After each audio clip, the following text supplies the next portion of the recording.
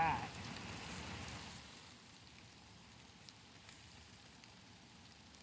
Check out our summer garlic harvest.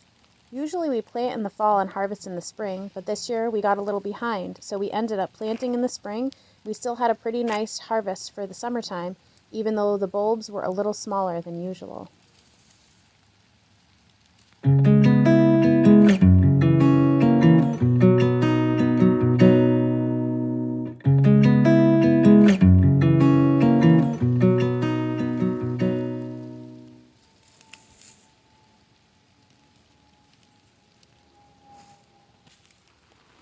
Wait till you see this giant pile of garlic we've harvested so far.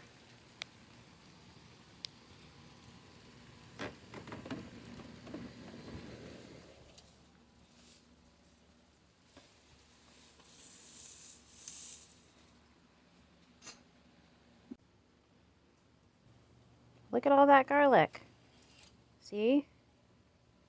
It's never too late to plant, so if you miss the fall planting, don't get discouraged.